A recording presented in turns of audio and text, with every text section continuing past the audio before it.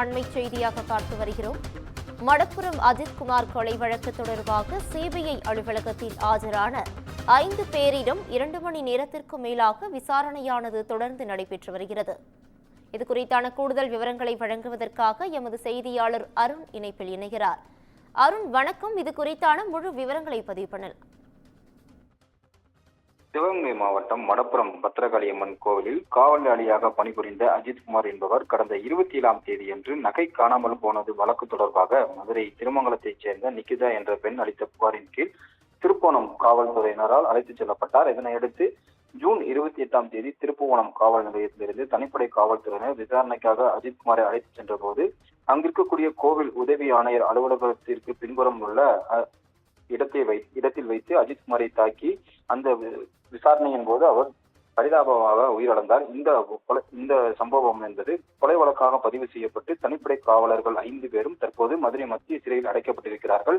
இதனையடுத்து இந்த வழக்கில் மதுரை உயர்நீதிமன்ற அமர்வில் விசாரணைக்கு வந்தபோது சிபிஐ விசாரணைக்கு மாற்றப்பட்ட நிலையில் சிபிஐ சார்பில் இந்த வழக்கு பதிவு செய்யப்பட்டது. இதனையடுத்து சிபிஐ அதிகாரி டிஎஸ்பி மோகித்குமார் தலைமையிலான சிபிஐ அதிகாரிகள் கடந்த திங்கட்கிழமை முதல் மதுரை மாவட்ட விசாரணை அதிகாரியான நீதிபதி ஜான் சுந்தர்லால் சுரேஷ் அவர்களுடைய அறிக்கையை நீதிமன்ற பதிவாளரிடம் பெற்ற பின்பாக திருப்புவனம் மடப்புரம் கோவில் மற்றும் அஜித்குமாரை விசாரணைக்காக அழைத்துச் செல்லப்பட்ட பல்வேறு பகுதிகளில் நேரடியாக ஆய்வு மேற்கொண்டார்கள்.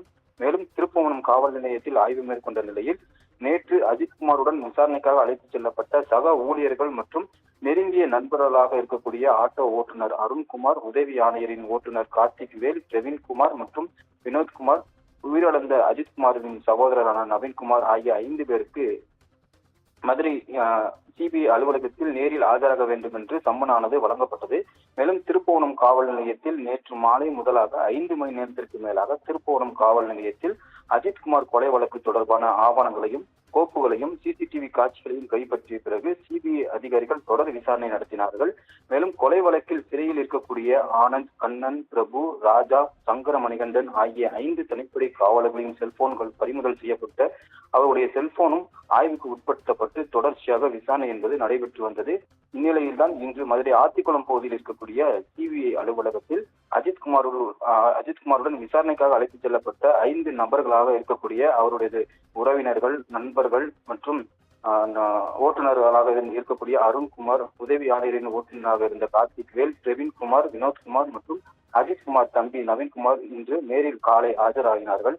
5 பேரிடமும் சிபிஐ விசாரணை அதிகாரியாக இருக்கக்கூடிய டிஎஸ்பி மோகித்குமார் தலைமையிலான சிபிஐ அதிகாரிகள் தனித்தனியாக விசாரணை நடத்தி வந்தார்கள். சுமார் 2 மணி நேரத்திற்கும் மேலாக இந்த விசாரணை என்பது நடைபெற்று வருகிறது.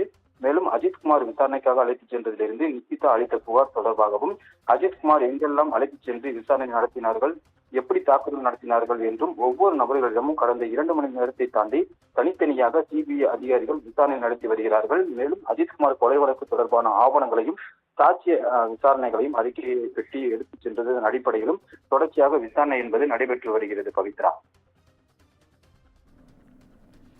கூடுதல் விவரங்களுக்கு நன்றி அருண்.